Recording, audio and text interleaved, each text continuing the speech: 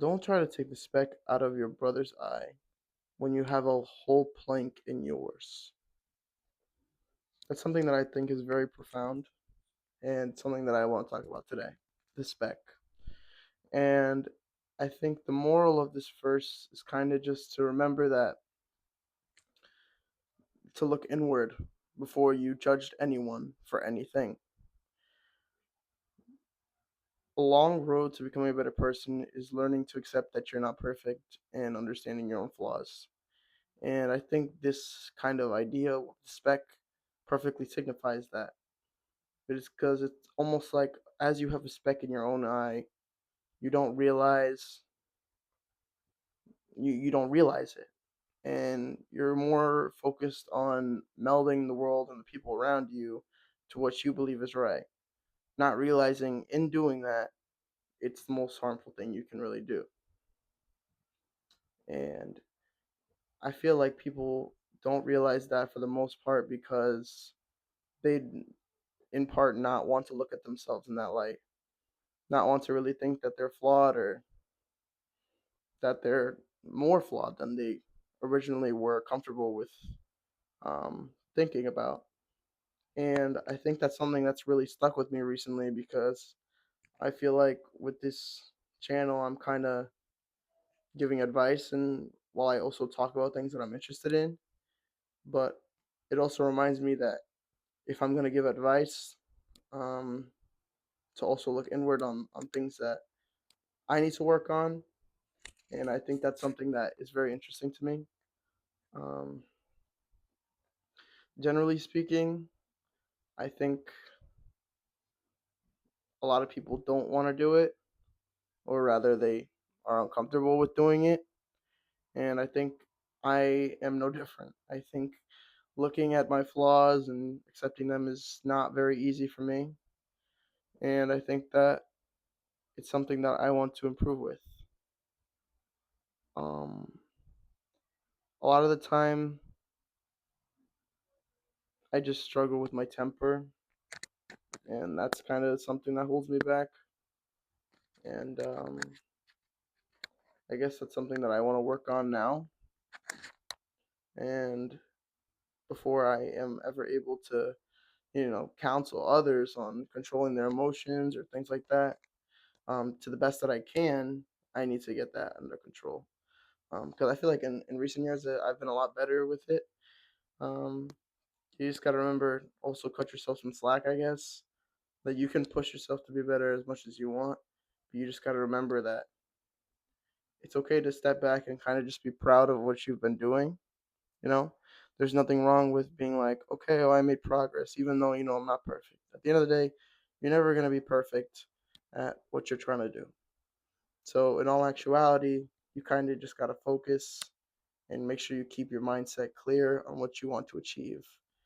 And I think a lot of the time people lose sight of that, lose sight of the road they need to follow, the journey in which they need to walk along in order to really achieve that.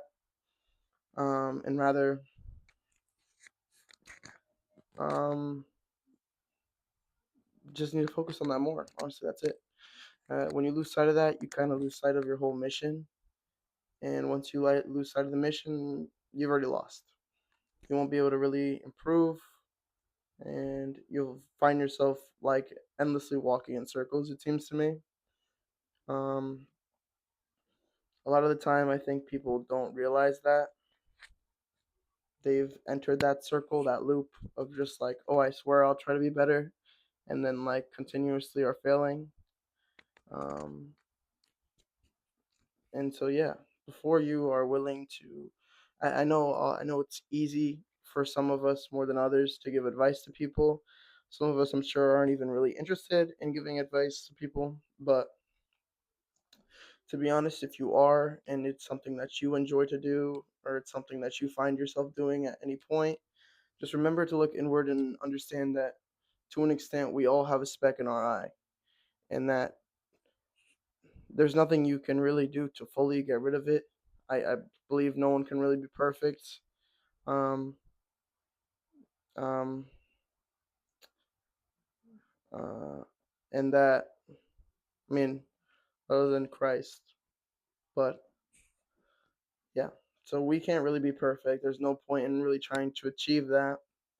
So just really back that goes back to what I was saying about kind of like enjoy where you're at, enjoying like how much progress you've made, and also understanding like when you look at how much progress you made, looking at how much progress you haven't made, you know, because sometimes you're just not making progress. Again, you're in that circle, and it's important to take a step back and be like, okay, I'm kind of plateauing, you know, and understanding that that's fine. You know, we all hit these like hurdles of sorts, and it's something that it's not an issue as long as you're actually able to jump over it, you know. Um, I think that's a big thing of what I wanted to talk about today. So I'm gonna start talking about Maine, and I guess in that regard, I want to talk about how fragile life is. It kind of was eye opening to me.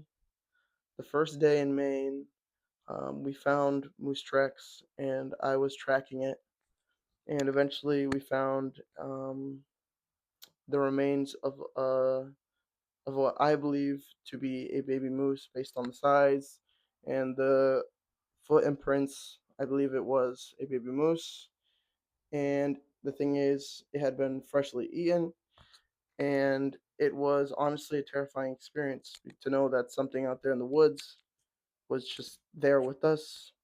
There was kind of that feeling of solitude you get in the woods was not there, and rather than it being comforting, it was actually quite the opposite. And there's nothing wrong with being scared in moments like that, I believe, but to be honest, it's something that kind of held on to me because I realized how fragile life was from this little moose. It was almost like it was just going through life regularly and just like it was just over like in an instant. And to me, that was something that was kind of scary about the future. That it can basically, it's like our life is kind of like a little thread, and it's something that can end at any moment. It's kind of a scary prospect to me.